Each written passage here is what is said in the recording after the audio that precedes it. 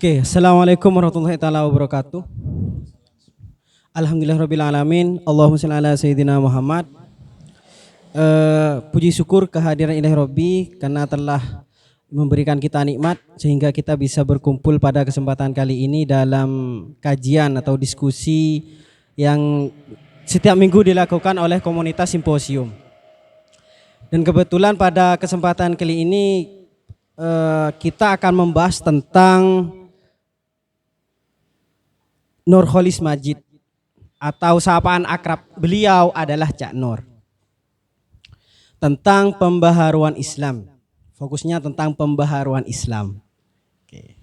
Nah, sebelum kita lebih mendalam terhadap pemikiran ataupun konsep dari Cak Nur ini, ada kalanya kita membahas tentang biografi beliau.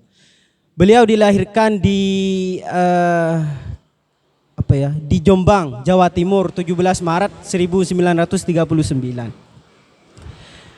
Dari keluarga NU Nahdlatul Ulama dan berafiliasi politik modernis yaitu Masumi. Nah, sejak pendidikan kecilnya beliau itu dalam salah satu literatur itu disebutkan beliau belajar dari sang ayah. Kebetulan sang ayah ini memang akrab dengan Kiai Haji Hasyim Asy'ari waktu itu. Dan juga beliau belajar dari ibundanya. Selepas dari sekolah SR waktu itu, sekolah rakyat ya waktu itu, Cak Nur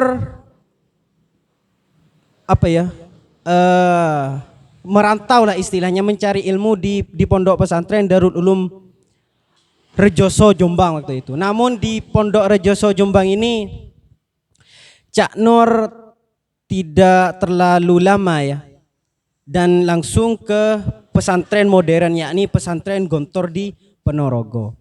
Nah, di pesantren inilah beliau itu cukup banyak dalam pengembangan keintelektualnya, terutama dalam ranah bahasa, yaitu bahasa Arab dan bahasa Inggris. Selepas dari Gontor, di sana kan Cak Nur ini cukup lumayan dapat disimpulkan menjadi anggaplah yang terbaik gitu. Kalau mungkin dalam pesantren itu ya bisa jadi menjadi bintang pesantren. Sehingga dari Kiai Haji Zargasi waktu itu, ya Kiai Haji Zargasi pengasuh pondok pesantren Gontor, keinginan beliau ingin memberangkatkan Cak Nur ini ke Al-Azhar Kairo. Namun karena terjadi konflik kalau tidak salah di Al-Azhar sehingga dibatalkan waktu itu. Nah, Cak Nur mengajar 1 tahun di pondok pesantren Gontor, lalu beliau itu mengambil fakultas adab di IAIN Jakarta. Pada tahun 1961 sampai 1968. Nah, dari fakultas adab ini Cak Nur langsung mendalami ilmu politik dan filsafat Islam di situ. Di Universitas Chicago, dan beliau lulus pada tanggal 1984 dengan gelar PhD waktu itu. Ya. Oke, lanjut ya ke pembahasan konsep dari Cak Nurholis Majid tentang pembaharuan Islam. Aslinya banyak yang dari pembaharuan Islam ini Cak Nurholis Majid pertama kali beliau itu sebelum lebih terhadap tentang keislaman, dia itu ingin merumuskan NDP HMI. Jadi waktu beliau menjadi ketua umum 2 periode waktu itu, beliau itu merumuskan NDP HMI. NDP HMI kalau nggak salah nilai dasar perjuangan ya, Pak. Ya, oke. Dinda nih. Dari NDP ini Cak Nur mulai banyak mengkaji tentang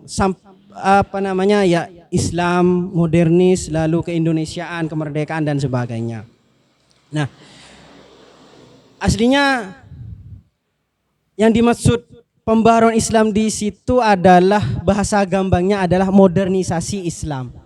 Artinya modernisasi Islam itu modern, berpikir dan bekerja menurut fitrah atau sunnatullah. Jadi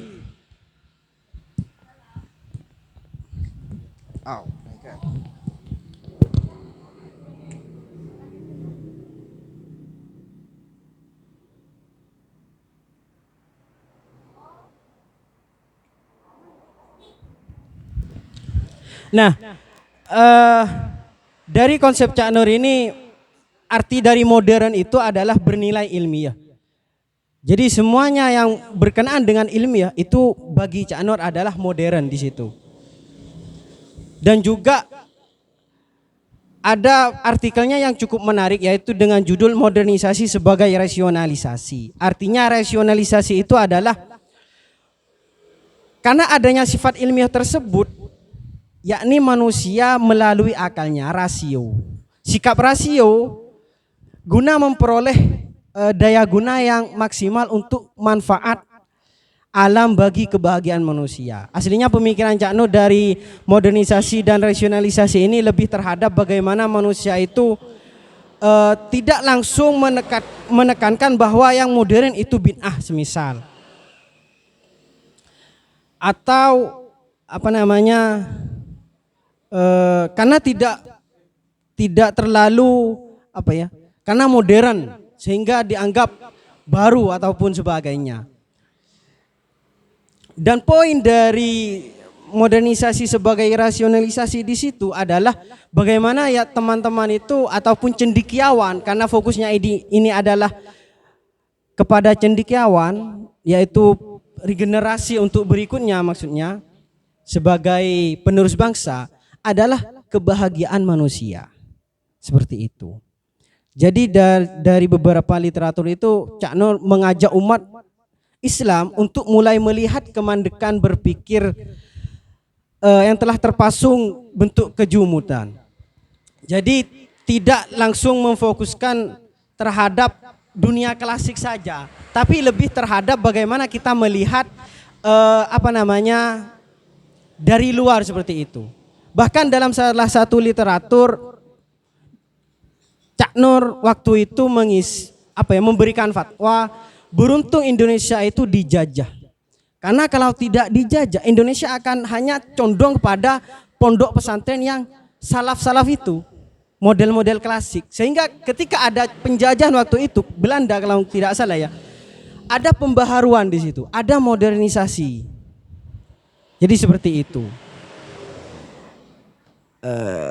Ya mungkin hanya itu. Enggak, takutnya ada pertanyaan. Ini kan sudah sudah mengarah terhadap pembaharuan dan pembaharuan Islam seperti itu dari konsep Cak Nur.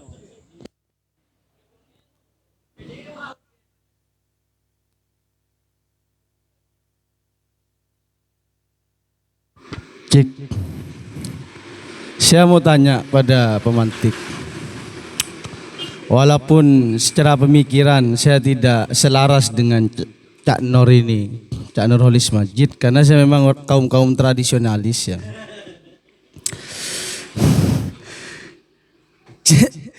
Di mana letak pembaruan Nurholis Majid itu terhadap Islam Indonesia lah? Apa intinya?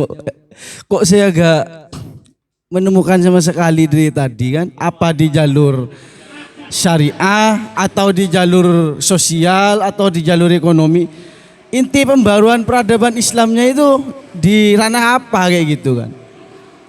Karena terkadang sekarang itu pakai bahasa modern tapi justru modernnya itu kembali kepada tradisional kayak gitu.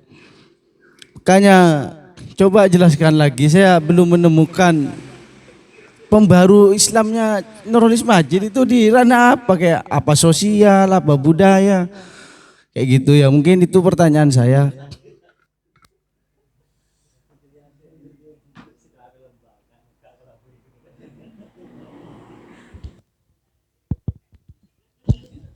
Oke, bismillahirrahmanirrahim. Letak pembaharuan ataupun inti dari pemikiran Cak Nur di sini adalah bagaimana cendekiawan ataupun orang-orang terdahulu itu tidak melihat ke ranah klasiknya saja, tapi menerima dari luar artinya. Artinya menerima dari luar di situ bukan lantas kita mengikuti kalau bahasanya yang populer itu sekularisasi, tidak. Makanya dalam Cak Nur itu, Cak Nur ya, mohon maaf Cak Nur, membedakan mana sekularisasi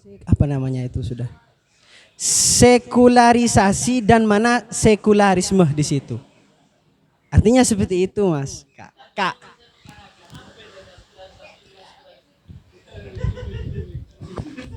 Nah, itu sebenarnya yang ingin saya tanyakan. Sebenarnya apa perbedaan antara sekularisme dan sekularisasi menurut Cak Nur? Secara garis bahasa ya, maksudnya dalam tatanan kebahasaan, language, itu kan ada penambahan ismah di situ. Jadi seperti ini. Jadi kalau kita lebih terhadap sekularisme, itu lebih condong bahwasanya kita mengikuti paham sekularis. Tapi arti dari Cak Nur sekularis itu berbeda. Makanya jelas dalam salah satu literatur itu Cak Nur itu membedakan mana sekularisasi dan mana sekularisme di situ. Nah, maksud dari Cak Nur itu adalah sekularisasi tidaklah sebagai penerapan atau mengubah kaum muslimin menjadi sekularis, menjadi sekularisme artinya. Jadi tetap dalam kandungan tolak ukur klasiknya terdahulu seperti itu. Mungkin gimana Kak? Kayak gini, saya belum menemukan jawaban bagaimana Cak Nur itu melakukan pembaharuan di dalam bidang-bidang tertentu. Itu kan perlu dijelaskan karena sampai hari ini saya pun mencurigakan Cak Nur itu sebagai profesionalitas itu di bidang apa. Kalau cendekiawan mudah sekali Indonesia itu untuk mendapatkan seorang gelar cendekiawan karena spesifikasinya pun masih mengambang, kan semua bisa mengambil gelar-gelar cendekiawan gitu. Makanya saya tanya, pembaruan Islamnya kalau memang mengambil tema pembaru Islam itu dalam sosial atau politik kayak gitu. Karena saya lihat dari tadi penjelasan dari pemantik Cak Nur itu 5 menit yang lalu menjadi politisi, 5 menit kemudian menjadi ulama, 5 menit kemudian menjadi santri kan kayak gitu. Jadi iya kan tadi kan ya. Makanya saya tanya bagaimana pembaharuan itu yang dilakukan oleh Cak Nur, karena saya tertarik kayak gitu dengan suatu memang pembaruannya mengadopsi semua ada bahasa sekularisasi tadi ya. Apa mengadopsi itu di dalam bidang politik atau membawa hal-hal yang di Chicago dibawa ke Indonesia kayak gitu atau bagaimana? Nanti kan polanya pas ketemu pola pikirnya kan. Karena menarik bagi saya sebenarnya Cak Nur. Cuma saya memang perlu pendalaman dari teman-teman di sini ya, karena walaupun saya tidak terlalu mendalami terkait Cak Nur Holis Majid ini, tapi mohon untuk diberi informasi lah biar saya itu juga bisa mencintai seorang tokoh Nusantara kan diangkat bulan ini biar ya kalau seperti ini saya jadi moh gitu ke tokoh Nusantara.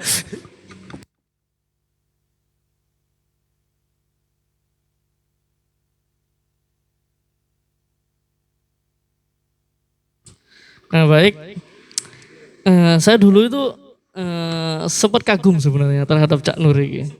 Iya.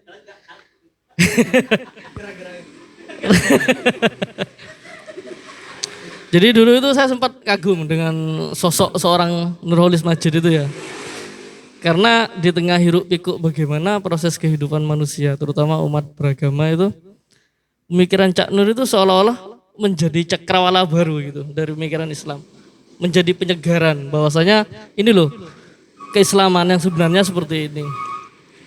Nah namun yang saya baca itu dari beberapa literatur Cak Nur itu tidak, yang saya tahu, tidak menspesifikkan bagaimana sebenarnya pembaharuan Islam itu terjadi di bidang tertentu. Yang saya baca itu malah bahkan pembaharuan Islam itu harus ada di dalam kehidupan umat beragama, umat manusia. Jadi seperti itu. Tidak terpaku pada ranah sosial, ekonomi atau lain sebagainya, namun itu general, mencakup umum. Jadi yang saya baca juga gitu. Dan dari pembaharuan Islam tersebut, yang saya paling tertarik itu adalah bagaimana kemudian dalam beberapa pidato yang disampaikan Cak Nur itu, Cak Nur seolah-olah apa? Menyampaikan, menawarkan gagasan bahwasanya ini loh sekularisme. Bahwasanya salah satu poin dari pembaharuan Islam yang ditawarkan oleh Cak Nur itu adalah sekularisme. Jadi saya tertarik kenapa dengan sekularisme ini, karena di sini Cak Nur itu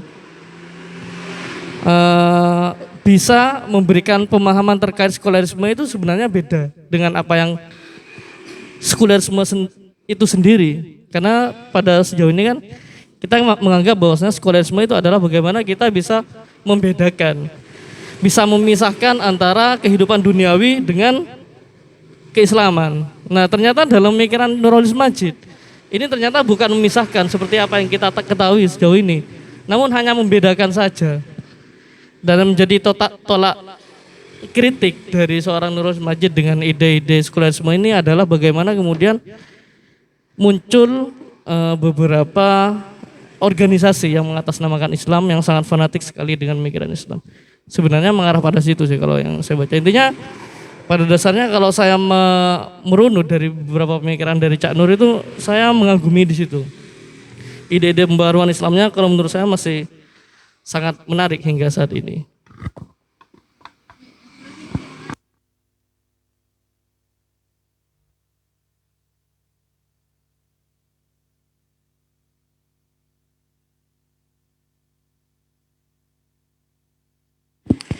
Cik. Oke, terima kasih atas waktunya. Sebenarnya Cak Nur itu berdasarkan di fotonya itu rambutnya panjang. Karena saya dipilih agak panjang, bukan panjang sih. Karena saya niat. Jadi rambut saya diikat ke belakang. Oke.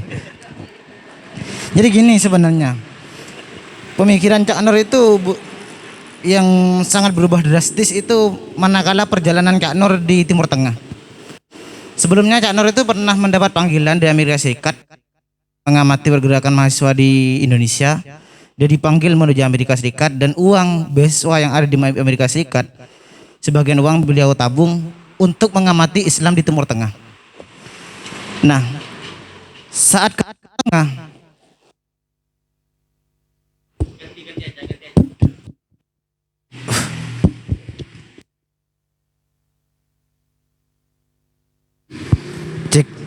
saat ke Timur Tengah, Cak Nur itu melihat wajah Islam yang begitu kaku.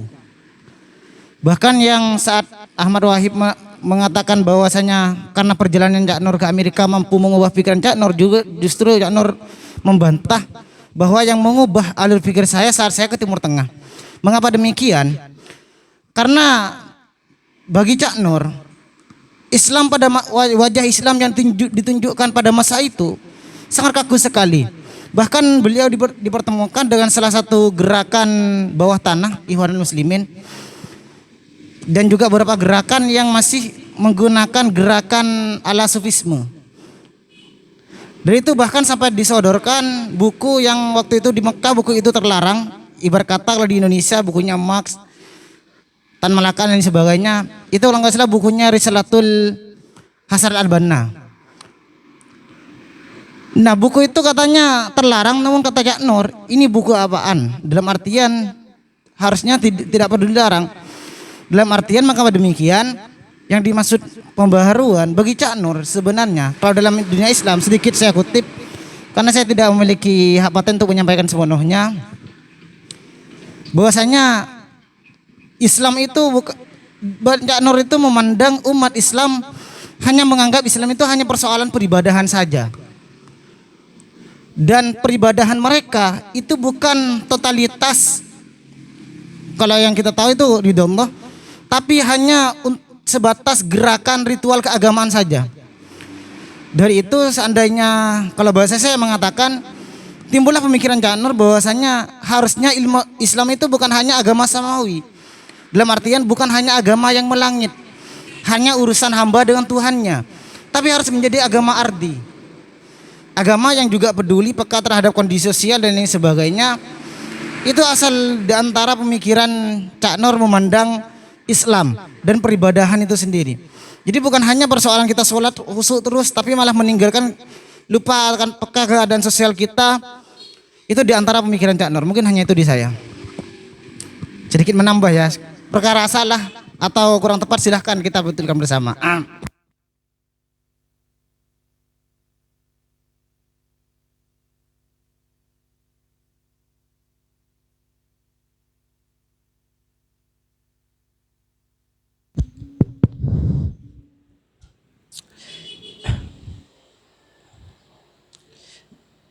Jadi maksud dari konsep dari Cak Nur ini lebih menekankan bahwa khususnya cendekiawan di situ untuk bebas berpikir. Dalam artian ya dalam kebebasan berpikir tersebut kita tidak boleh menghilangkan bentuk dari ilmu-ilmu klasik terdahulu, tasawuf terdahulu. Makanya sehingga dari bebas berpikir di situ nanti menurut pandangan Cak Nur di sini kita bisa lebih sikap terbuka. Jadi seperti itu. Contohnya mohon maaf, di simposium saja ada berbagai latar belakang. Ada yang dari golongan ini, ada yang dari golongan itu, kan begitu. Nah, ketika kita sudah sikap terbuka di situ, makanya sudah ya tidak ada intimidasi bahwasanya saya adalah ini, mereka adalah itu. Jadi menurut Cak Nur gitu. Ada sikap terbuka antar sesama manusia. Nah, berkenaan dengan sekularisasi tadi, memang ini seakan-akan kan ketika kita mengambil bahasa sekularisme, kita lebih ingin terpojokkan, fokus terhadap westernisasi. Artinya kita ingin mengambil dari dari kebaratan, ilmu-ilmu dari barat. Tapi bagi Cak Nur itu enggak bisa. Kita harus sekularisasi di situ. Kita harus tidak menghilangkan ilmu-ilmu Nusantara. Jadi seperti itu.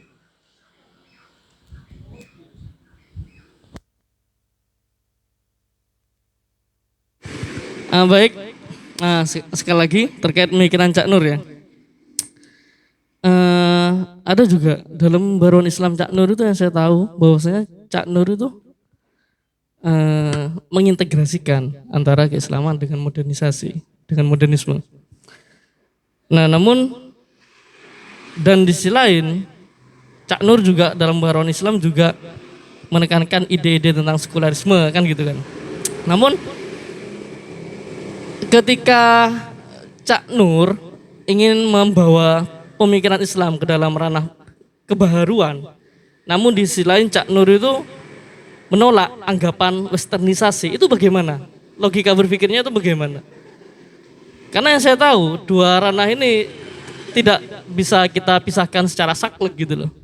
Sangat susah kita untuk memisahkan hal-hal seperti ini.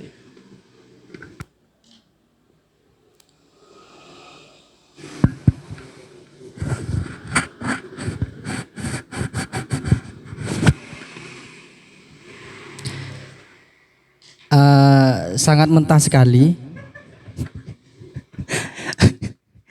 Biasanya secara umum kalau membahas pembaharuan yang paling penting adalah metodologi dan teori. Tapi memang sepertinya tidak akan dibahas karena memang tidak ada sepertinya. Mungkin lebih tepatnya pengantar pembaharuan Islam lah cocoknya. Kalau mau ambil intisari dari Mas Faruk, Karena emang masih mentah sekali, masih dalam tahap pembaharuan. Berbeda dengan tokoh-tokoh Islam yang lain, misalkan seperti Hazairin, Harun Nasution, dia punya produk pembaharuan Islam gitu. Hazairin punya teori keadilan dalam hukum waris mewaris dan lain sebagainya. Itu sangat-sangat bermakna sekali sampai saat ini gitu. Tapi ini memang tidak ada sampai hari ini. Saya tidak dapat dari pemateri, mungkin bisa dijabarkan lebih jauh nanti. Karena sangat sakral, karena begini. Mungkin keywordnya adalah Islam sekuler atau sekularisasi Islam. Terus apa bedanya nanti sama Islam liberal punya Udil Absar Abdillah gitu, sama jilnya dengan jilnya? Perbedaan mendasarnya apa? Kalau memang sama-sama terkait dengan Islam yang modern atau Islam yang liberal atau ya sekuler gitu, maksud itu perbedaan pertanyaan dasar dari saya satu. Kemudian dua, sedikit menyambung tadi jawabannya pengantar apa sih dari tambahannya dari Ali dan sedikit kontra dengan pernyataannya Faruk tadi dikatakan bahwasanya akhir-akhir materi disebutkan bahwasanya kata Cak Nur kita harus bersyukur pernah dijajah karena membuka cakrawala kita dalam pemahaman Islam yang modernis. Tadi disebutkan sama Ali bahwasanya Cak Nur memandang Islam itu sebagai jangan hanya berpaku dalam hal ibadah saja, tapi dalam muamalah dan juga politik misalkan. Tapi mari kita flashback, mari kita perdalam bagaimana. Pertanyaan mendasar begini loh. Kenapa Belanda sampai bisa menduduki menjajahi tanah Indonesia sampai sekitar 350 tahun? Ada satu tokoh penting. Negara kita itu negara Islam dari awal. Ada satu tokoh penting dari Belanda yang membuat Islam itu tidak berjibaku selama 350 tahun. Dia adalah Snorre Hurgens.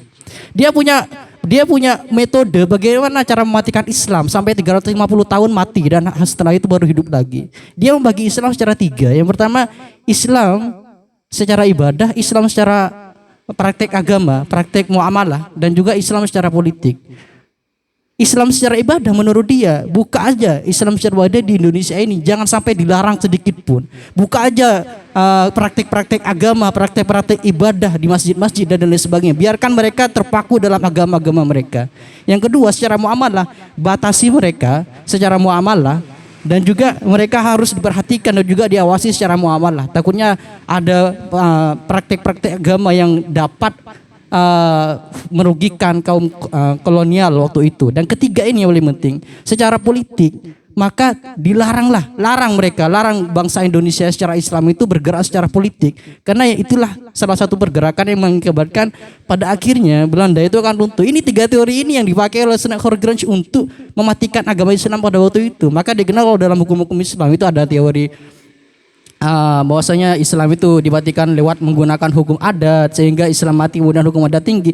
Itu banyak pembahasan di hukum Islam seperti itu. Cuman tiga teori itu ya, mungkin relevan untuk dikaji. Maksud saya begini, kalau misalkan Ali dengan menggunakan bahasa Islam itu harus bergerak tidak hanya secara ibadah tapi juga harus secara muamalah dan juga politik. Tapi kamu mengatakan tadi bahwasanya kita bersyukur terjadi kolonial. Dalam kolonial tiga hal itu sudah dibatasi. Jadi apa yang harus kita syukuri? Jadi ya sebenarnya agak kontradiktif antara pernyataan kamu sama ini. Kalau misalkan saya menggunakan teori Snorre Hurgens yang saya pelajari sebelum ini begitu. Jadi maksudnya kenapa kita harus bersyukur terhadap koloni? Karena pernyataan karena membuka cakrawala pengetahuan Islam itu terlalu sederhana untuk saya terima gitu. Mungkin untuk teman-teman terima juga.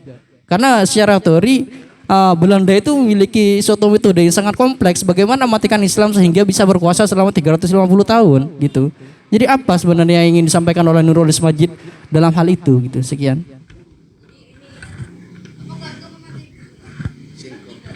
Nanti sambung ya, biar tidak rancu. Nanti disambung oleh pemantik biar tidak rancu seperti pemikirannya Cak Nur itu. Sebenarnya saya bertanya dari tadi itu hal seperti itu.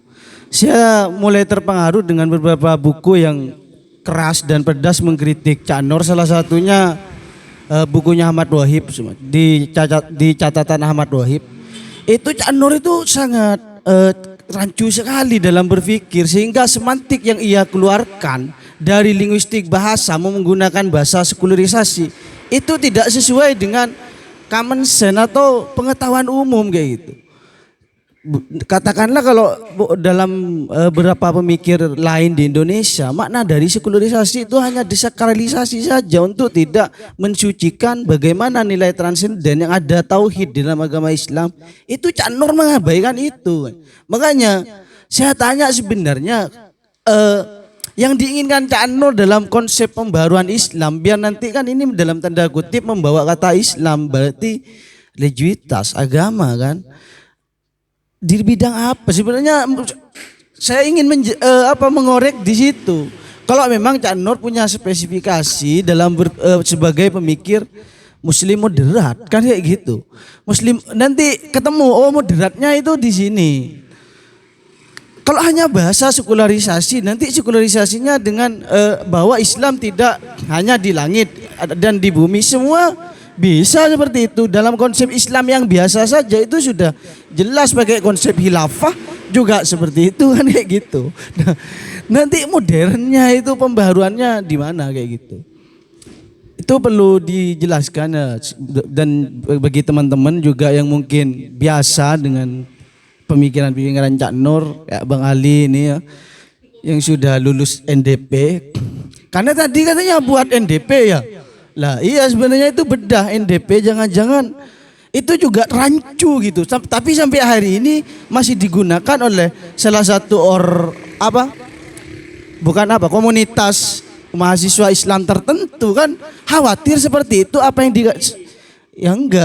dikatakan oleh Ahmad Wahib berarti masih banyak kerancuan-kerancuan berpikir oleh Cak Nurholis Majid sehingga tidak bisa dimakan mentah, perlu disempurnakan. Maka jelas kalau kata Mas Faidol tidak punya metodologi, memang nggak ada karena masih bahan dasarnya lah itu. Nah cuma itu perlu dikorek ulang. Saya khawatir yang NDP yang sudah dianggap barang jadi itu sampai ratusan tahun nanti dipakai, itu jadi faktor stagnansi mahasiswa Islam yang ada di Indonesia kayak gitu ya. Nah, itu dari saya ya. Ya sekejap Pak. Oke, bismillahirrahmanirrahim. Ini terkait yang tadi itu ya, yang punya Kak Fakih,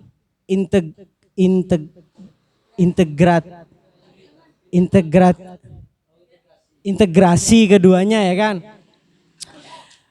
Cak Nur itu membedakan begini Kak. Makanya yang maksud dari luar itu bedakan mana yang sakral dan mana yang profan. Paham? Artinya begini. Enggak, sorry. Jadi yang sakral atau istilahnya yang benar-benar produk asli Nusantara itu bedakan dulu mana yang dari luar gitu. Mana yang profan. Profan ini bisa diartikan tidak bersangkutan dengan agama. Jadi bedakan dulu. Sehingga makanya jelas bagi Cak Nur adalah sekularisasi beda dengan sekularisme di situ. Lebih tepatnya adalah kalau pandangan saya sendiri Kak, maksud dari sekularisasi model versi Cak Nur itu tidak ingin mengarahkan kaum muslimin itu masuk terhadap yang dari luar itu, tapi kita menerima yang di dalam itu Kak. Menolak barat berarti ya? Bukan pas menolak Apa gimana? barat, bukan pas menolak barat. Enggak, tadi saya sempat mendengarkan petikan redaksi dari materi soalnya. Menolak westernisasi. Saya dengar betul itu. Gimana? Enggak. Artinya ya kita tidak meninggalkan produk terdahulu dan menerima produk yang baru seperti itu. Tapi kita tidak langsung mengacu fokus menghilangkan produk yang lama dan menerima yang baru. Bukan seperti itu versi Cak Nur. Oke. Yang lama semisal ini berkesinambungan yang yang dari pertanyaan Kak Faidol tadi dengan teori-teorinya kan seperti itu. Jadi misalnya ya kan, kenapa Cak Nur itu sempat menyuarakan bersyukur karena sudah dijajah, ya kan? Salah satu literatur itu agar bahwasanya ketika Indonesia Nusantara dulu itu fokus terhadap, mohon maaf, pelajaran pesantren aja. Tidak ada modernisasi di situ, tidak ada pembaruan, artinya ya sudah, hanya akan berkutat pada hal itu. Mohon maaf, di pesantren apakah ada semisal kalau mengirim santrinya keluar? Enggak ada kan? Iya. Jadi seperti itu, Kak. Sehingga di situ barulah ada pembaharuan nanti. Ketika masuknya Belanda, sekolah rakyat dan sebagainya. Tapi tidak meninggalkan produk-produk yang sakral, yang keramat dari dahulu. Jadi seperti itu. Ya enggak, selain diskusi pada siang hari ini, saya juga pernah membaca juga dari beberapa literatur. Dan Cak Nur ini di samping lain, di sisi lain menawarkan gagasan-gagasan tentang sekularisme dan juga tentang Islam kemodernan berkemajuan. Namun di sisi lain saya juga pernah membaca bahwa Cak Nur ini ternyata ada yang mengatakan bahwa Cak Nur ini juga menentang westernisasi, menentang kebarat-baratan. Saya pernah membaca itu. Apakah sepakat dengan pernyataan saya materi? Hah? Nah ini kalau bertanya kepada saya ini ya gimana ya Kak jawabnya? Emang benar menolak westernisasi apa gimana? Enggak, soalnya enggak bisa. Ya mungkin yang lain.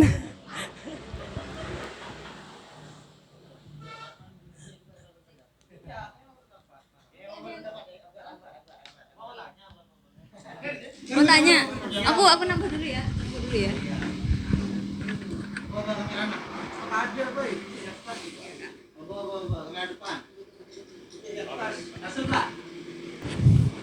Wah, mau tanda sekali. Oke, nggak apa-apa. Yang ingin saya, enggak. Oh iya. Oke. Yang ingin saya tanggapi yang pertama dari yang tadi masalah westernisasi dan juga masalah apa tadi mengenai yang ini ya, yang Kak Faidul sama Ali ya, mengenai soal Iya, masalah kolonial dan juga salah ketika Cak Nur ada di ini ya, di barat ya atau di Timur Tengah. Nah, yang ingin saya sanggah yang pertama adalah menolak westernisasi itu bukan maksudnya adalah menolak dalam artian bukan dia menerima mentah-mentah gitu. Karena yang saya tahu dan kenapa adanya dan salah satunya juga nyambung dengan kenapa kita harus mensyukuri ketika kita dijajah di masa lalu adalah yang pertama itu dari sistem pendidikan. Sistem pendidikan di masa lalu itu kan tadi kita mengenai pesantren. Sedangkan dari luar kita mengadopsi model-model pembelajaran. Misalnya model pembelajaran kelas-kelas seperti sekarang itu kita mengikuti barat gitu. Sedangkan kalau kita mengikuti timur, itu kita seperti misalnya dalam pembelajaran pesantren dengan sistem sorogan dan lain sebagainya, itu adalah murni dari timur. Itu murni dari Islam. Makanya seperti sekarang Al-Azhar itu juga tetap menggunakan sistem-sistem yang seperti itu. Tidak menggunakan sistem kelas-kelas atau tidak menggunakan sistem sebagaimana sekarang yang kita aplikasikan dalam sistem pendidikan kita. Terus yang kedua mengenai westernisasi, yang saya tahu Cak Nur ini dia dalam arti kita juga jangan menolak mentah-mentah apa yang datang dari barat. Karena pembaharuan Islam yang saya pahami dari Cak Nur sendiri, kita harus yang dimaksud dengan kepekaan tadi, yang dimaksud kepekaan oleh Ali tadi itu bagaimana kita menyeimbangkan aspek agama dan juga aspek dunia gitu. Dalam aspek dunia kita juga melihat dari barat. Tapi kita jangan mengambil mentah-mentah dari barat gitu. Kita melihat barat bagaimana perkembangan barat, bagaimana perkembangan teknologi dan lain sebagainya. Sehingga di salah satu gagasan Cak Nur juga menyebut bahwa bagaimana umat Islam itu tidak hanya fokus pada aspek peribadatan tapi juga aktif atau mengkaji atau membuat hal-hal yang bersifat keduniawian juga. Kita juga harus tetap progres gitu kan. Kita juga tetap harus mengembangkan potensi-potensi teknologi kita gitu. Jadi tidak hanya semuanya berasal dari barat gitu. Sedangkan umat Islam hanya seolah-olah fokus pada hal-hal yang bersifat ukhrawi gitu. Makanya katanya Ali tadi yang salah satu dikomen juga oleh Ahmad Wahib bahwa yang ia berubah pemikirannya itu bukan dari barat gitu, tapi dari timur karena ia melihat bahwa di Timur Tengah pada waktu itu yang menjadi tempat Islam itu lahir itu masih kaku sekali gitu. Sedangkan di banyak negara yang tidak menganut Islam dan sebagainya, nilai-nilai Islam ada di situ gitu. Jadi bagaimana umat Islam sekarang itu tidak hanya fokus pada bagaimana urusan transendental gitu. Makanya ia juga mengkritik sufistik gitu. Karena sufistik itu dianggap kurang kepekaan terhadap aspek sosial. Seperti itu. Jadi kunci pembaharuan yang saya pahami adalah bagaimana keseimbangan dari bagaimana aspek transendental dan aspek manusiawi gitulah antara sesama manusia. Itu sih yang ingin saya tanyakan kepada pemantik. Secara ini kan banyak ya kalau ditanya masalah metodologi, tidak ada metodologi yang fokus kepada pemikiran dari. Yang saya tanyakan adalah bagaimana secara garis besar alur pemikirannya. Misalnya begini, dia tadi kan menyinggung tentang masalah keagamaan dan juga ia menyinggung pada masalah sosial gitu kan, pada masalah kemanusiaan gitulah ya. Lalu bagaimana Cak Nur itu konsep atau istilahnya bagannya lah gitu, konsep besarnya. Jadi dari pemikiran Cak Nur, dari bagaimana kita seharusnya menjadi umat Islam seperti itu. Selanjutnya Akbar. Cek. Bismillahirrahmanirrahim. Ketika kita dihadapkan dengan dengan stagnansi dari keberagamaan, khususnya Islam, saya rasa memang Islam itu sudah terkungkung dengan stigma yang terbangun di kalangan Islam sendiri. Karena ketika kita lihat realitasnya ya, umat Islam itu cenderung mempercayai hidup itu seperti halnya roda, kadang di atas, kadang di bawah. Nah, itu sebenarnya. Iya, beda lah ketika kita mengabaikan istilah westernisasi, di mana yang memang aliran yang berkembang tentang progresivisme, John Dewey kan ya, di mana memang pemikiran John Dewey itu memang menunjukkan memang seseorang itu memang harus berkembang, artinya memang tidak ada stagnansi ketika dia mengacu kehidupan. Dan situ ada kerancuan antara proses dogma yang terbangun di khususnya masyarakat Islam sendiri dengan dengan pemikiran westernisasi tadi. Jadi yang saya tanyakan, apakah mungkin ketika menolak tentang westernisasi itu, apakah tidak akan membuat agama Islam itu stagnan, gitu kan? Sedangkan memang yang terbangun di kalangan masyarakat sendiri, contohnya saja ya tentang kehidupan, masyarakat itu sebenarnya roda gitu kan, kadang di atas, kadang di bawah dan semacamnya. Beda dengan ketika kita dianut dengan progresifnya, ya tentang westernisasi tadi. Artinya ketika kita tidak mengambil hal-hal kebarat-baratan, ya seperti itu.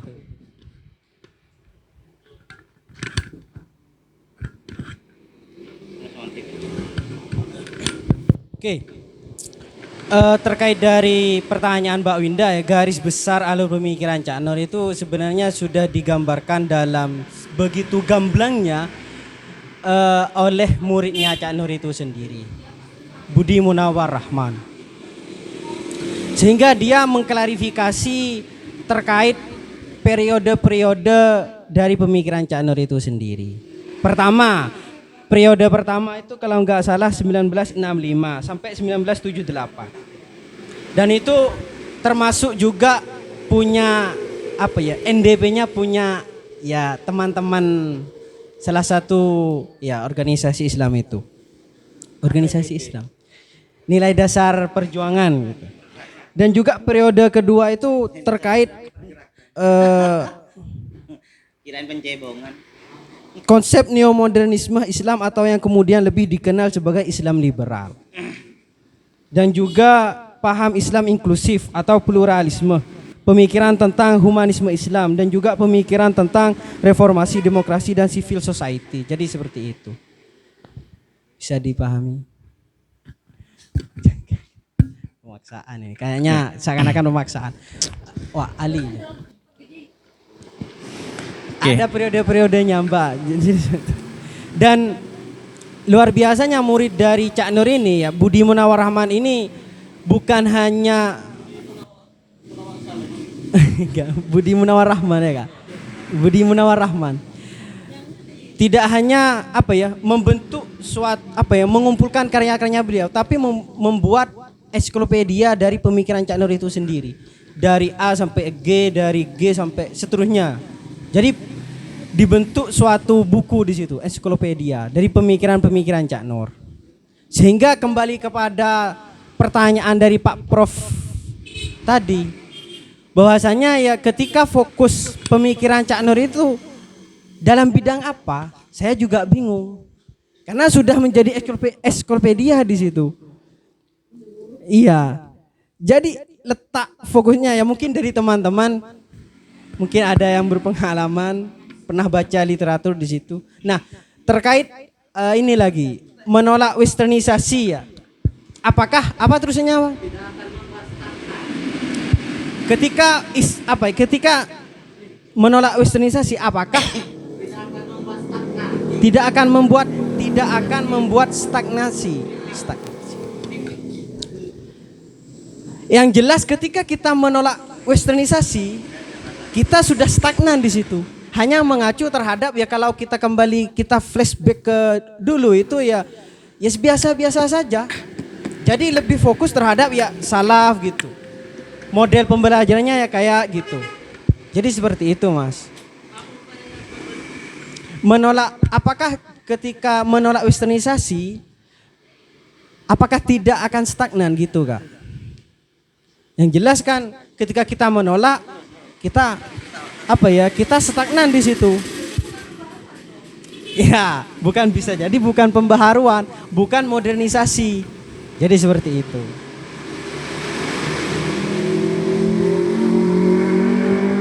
Aduh, kacau. Oke. Bukan bermaksud menyalahkan atau merasa paling pintar, sependek pengetahuan saya. Berbicara persoalan tadi kan yang terus dipertentangkan persoalan sekularisasi dan sekularisme. Jadi seperti ini. Konsepsi yang dibangun oleh Nurholis Madjid sebenarnya yang dimaksud sekularisasi ala Nurholis Madjid itu adalah proses penduniawian. Dalam artian kalau bahasanya Mbak Winda, memang ada pos khusus di bidang dunia yang harus kita isi. Sehingga kalau kita flashback ke argumentatif saya yang awal, itu jangan hanya persoalan peribadahan. Jadi harus diimbangi. Sehingga karena tadi membawa teks NDP lain sebagainya, tapi saya tidak mau bahas di sini karena kalau saya mengisi itu secara kelembagaan takut ada yang tidak terima. Itu ada di salah satu bab, silakan lihat sendiri, ada ilmu pengetahuan. Maka itu sebenarnya bagian dari pisau agar kita pengimbangan antara aspek duniawi dengan aspek ukhrawi. Ilmu pengetahuan itu juga bagian dari alatnya. Sehingga sekularisasi itu yang dimaksud sekularisasi itu di sana penyeimbangan. Beda dengan sekularisme. Sekularisme itu hampir seluruh agama itu akan menolak sekularisme. Mengapa demikian? Karena konsepsi sekularisme itu adalah konsepsi yang membangun pemikiran bahwasanya duniawi itu adalah suatu hal yang mutlak, satu hal yang bersifat akhir, sehingga perlu kiranya antara unsur agama dengan negara dengan persoalan dunia itu harus dibedakan. Karena kenapa? Karena yang dianggap kekal itu adalah dunia, sehingga hampir seluruh agama itu menolak sekularisme. Beda dengan sekularisasi ala Nurholis Madjid. Jadi sekali lagi kalau mau lagi-lagi membawa tadi NDP itu memang ada salah satu bab, saya ambil sedikit nanti bisa dibaca tapi khawatir pindah nanti. Itu ada ilmu pengetahuan sebagai bagian dari jalan hidup manusia dalam berperilaku atau mengolah bumi ini sebagai khalifah fil ard. Karena konsepsi khalifah fil ard lagi-lagi kalau dibawa ke aspek kemanusiaan ya. Di sana itu ada kata fitrah kalau bagi Nurholis Madjid. Jadi sudah saya sampaikan ala Nurholis Madjid bagaimana memandang antara sekularisasi dengan sekularisme. Persoalan agama sekularisme itu memang kalau bahasanya Nurholis Madjid, sekularisme itu membentuk filsafat tersendiri. Ini dikutip olehnya di bukunya yang judul Islam, Kemodernan dan Keindonesiaan. Mungkin itu di saya.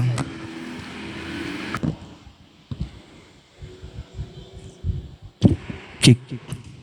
sebelum ke Baristi ya, saya sedikit ingin mengeluarkan kegelisahan. Mungkin biar tidak terjebak pada suatu pemahaman sejarah, apalagi membawa-bawa kolonial. Saya terlalu keras memang mengkritik Cak Nur ini dalam memahami sejarah. Karena bagi saya sejarah yang ia pahami terhadap bangsa Indonesia masih kurang mendalam ya, karena mungkin terlalu sibuk ke Timur Tengah, ke Amerika kan ya. Apalagi tadi ada kelas Mbak Winda mau bawa apa tadi kelas ya pendidikan, padahal dalam sejarah pendidikan tidak seperti itu. Klasikal itu ada bukan karena dibawa oleh Belanda ya, bukan karena dibawa oleh Belanda dalam sejarah pendidikan seperti itu. Justru klasikal pertama dibawa ke Indonesia itu di Timur Tengah. Kalau nggak percaya buka sejarah madrasah itu ada sebelum sejarah sekolah dasar. Maka perlu diluruskan ini biar tidak sesempit itu dalam memahami bagaimana yang ada di Nusantara itu nanti dikirain harus bersyukur karena dibawa oleh Belanda, karena nggak ada sedikit pun yang disisakan oleh Belanda terhadap Indonesia budayanya. Buktinya sampai hari ini jarang sekali orang Indonesia paham menggunakan bahasa Belanda. Itu mudahnya. Lantas di mana cara Belanda memberikan suatu kontribusi yang progresif terhadap bangsa ini kan kayak gitu. Kayak gini ya Mas Ali, bukan kemudian saya membawa NDP enggak. Cuma jika ingin melihat dari produk suatu pemikiran seseorang kayak gitu. Yang saya tahu Cak Nur itu memang agak mengkritik bagaimana ketika kayak soal fanatisme. Mohon maaf, era klasik di Indonesia Islam itu memang perlu dan wajib fanatik. Karena kita dalam gunggungan penjajahan ya. Itu penting. Makanya dulu pakai celana haram itu fatwa beberapa ulama. Karena itu penting agar memang agar kita salah satunya metode untuk menolak westernisasi itu. Ya kalau sekarang kan enggak kan ya. Sudah bebas kan menggunakan seperti itu. Makanya kontribusi yang diberikan Cak Nur itu mulai dirinci oleh seorang pemantik dalam bidang politik itu bagaimana. Contoh kan dia hanya ada kata-katanya kan partai Islam apa tadi. Kalau kita terkenal di Cak Nur itu kan ya partai Islam no ya. Islam yes yang kayak gitu ya. Oh iya, Islam yes, partai Islam no kayak gitu kan ya.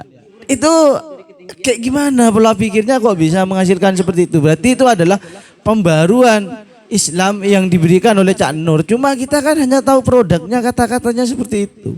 Biar tahu kerincian berpikirnya nanti untuk menghasilkan Islam yes partai Islam no itu karena memang Islam tidak sama sekali tidak menyinggung persoalan politik. Kan belum ada doktrin sampai hari ini yang seperti apa bentuk negara atau bentuk perpolitikan dalam Islam ya. Kalau hukumnya kan hanya menyesuaikan secara secara aktual ya. Kalau ada serangan baru membentengi kan kayak gitu kalau pola-pola hukum-hukum Islam ya. Itu yang saya inginkan sebenarnya, bukan kontribusi bergerak di bidang apa. Itu kan pertanyaan luasnya. Rincinya ya seperti itu seharusnya. Ini loh pembaruan Islam yang dilakukan oleh Cak Nur di dalam bidang politik sehingga menghasilkan seperti ini. Di bidang ekonomi sehingga menghasilkan seperti ini. Jikalau memang itu ada, baru nanti ketemu ini memang benar-benar baru di dalam peradaban Islam di Indonesia kan kayak gitu kan. Itu mungkin dari saya. Sedikit menanggapi ya. Saya pikir tadi ketika Farouk mengatakan salah satu keuntungan atau rasa syukur ada kolonial, dia mengatakan bahwasanya contohnya pesantren kalau misalkan tidak ada koloni mungkin tidak semodern seperti saat ini. Saya pikir itu hanya jawaban candaan, tapi habis itu ditimpali lagi sama Oinda.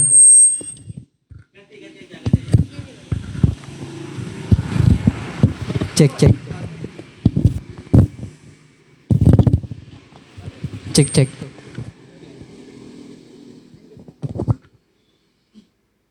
saya pikir ketika itu Cak Nur ini menjawab itu secara satir loh, secara candaan atau secara lelucon. Iya serius. Karena emang begini, kalau memang saya pikir dari awal pembaharuan dalam Nurholis Majid ini pembaharuan dalam segi pemikiran.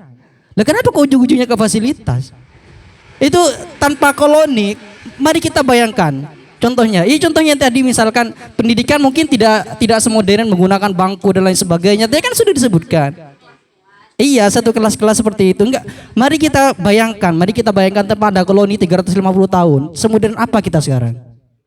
Semaju apa kita sekarang? Apa enggak mikir? Saya pikir Nurholis Majid pikirnya ke situ. Cuman jawaban itu adalah jawaban satir, tapi digunakan oleh kalian-kalian gitu. Maksudnya kalau memang kalian menggunakan jawaban itu secara serius, jadi nanti kalau saya tanya apakah Nurholis Majid merupakan tokoh pembaruan dalam pendidikan Islam? Kan gitu, Mas. Kan gitu loh. Loh makanya soalnya contoh yang dicontohkan dari tadi Faru mengatakan bahwasanya dalam bidang pendidikan secara bangku kelas yang modern itu ditimpali lagi. Maka mungkin produk apa yang secara pemikiran atau secara pembaharuan Islam dapat kita nikmati enggak gini. Tanpa adanya Nurholis Majid, pendidikan di pesantren bakal semodern seperti ini. Bahkan bagi saya bakal lebih cepat daripada sekarang tanpa koloni. Jadi jangan sampai menggunakan alasan itu sedemikian serius gitu. Itu hanya jawaban satir bagi saya yang disampaikan oleh Nurholis Majid. Gitu loh. Apa kalian tidak pernah membayangkan 350 tahun kita kembangkan sehingga semodern apa kita hari ini? Mungkin pendidikan kita mungkin seluas Finlandia mungkin. Ya kan? Apa kita gak mikir ke sana?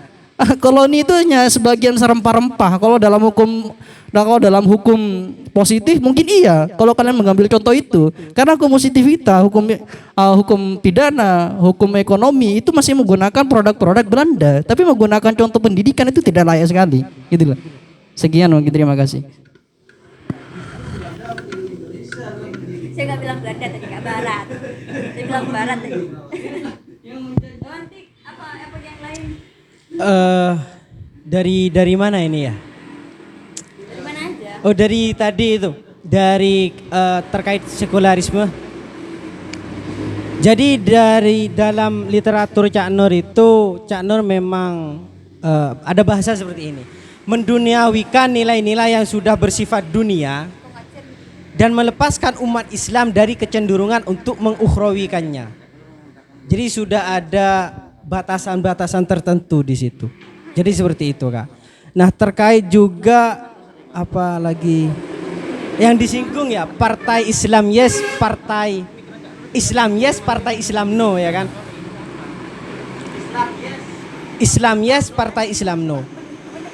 Mungkin pada waktu itu memang ada rasa kepercayaan terhadap partai Islam.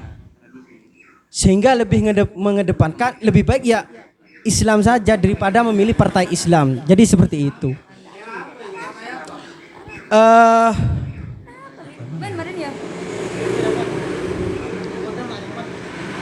Ketika ditanya eranya ini saya kurang paham, Kak.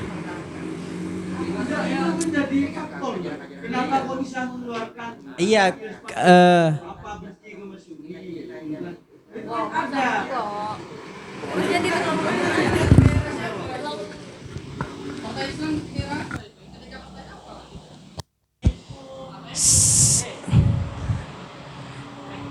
Saya lupa tapi Kak, tadi baca saya itu terkait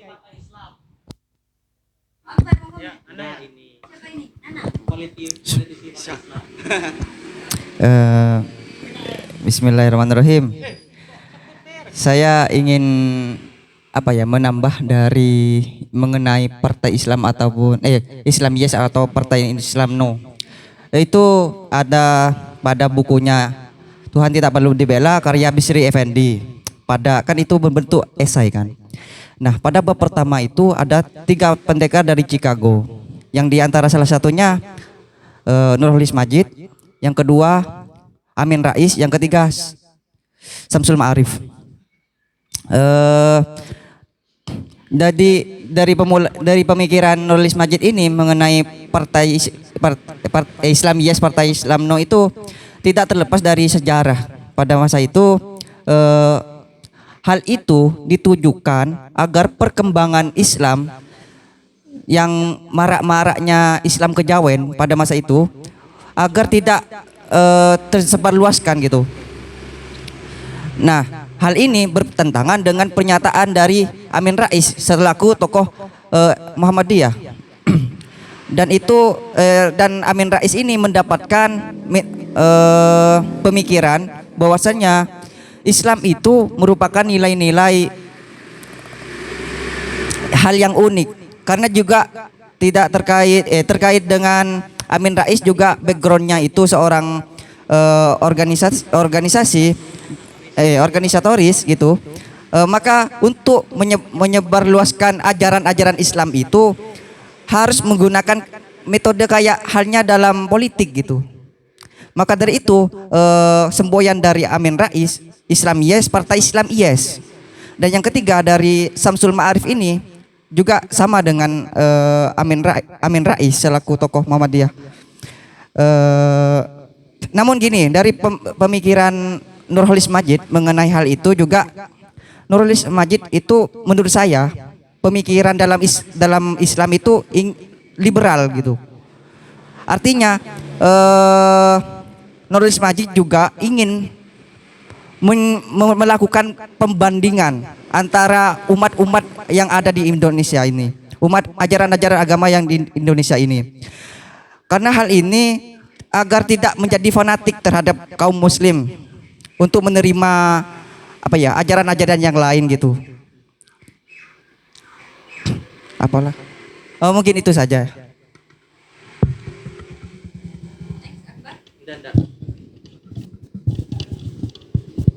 Ya, kalau menurut saya cukup simpel ya, ketika kita ingin membahas ke akar-akarnya kenapa kok Nurholis Majid bisa mengeluarkan statement Islam yes, Partai Islam no. Kalau menurut saya simpel. Sebenarnya slogan itu adalah produk dari ide sekularisme dari seorang Nurholis Majid. Itu sebenarnya. Karena pada dasarnya sekularisme itu adalah bagaimana kita membedakan antara unsur-unsur transendental dengan duniawi. Makanya Nurholis Majid kemudian ingin membedakan agar Islam kesakralannya tetap sakral, tetap suci. Makanya tidak perlu Islam itu dibawa-bawa ke ranah lain, apalagi masalah politik. Kan gitu. Sebenarnya itu saja produk dari ide sekularisme dari Nurholis Majid sebenarnya. Islam yes, Partai Islam no. Namun pertanyaan saya sekarang seperti ini. Nah, saya kurang sepakat ketika misalnya Nurholis Majid membedakan, mungkin Nurholis Majid punya pandangan tersendiri.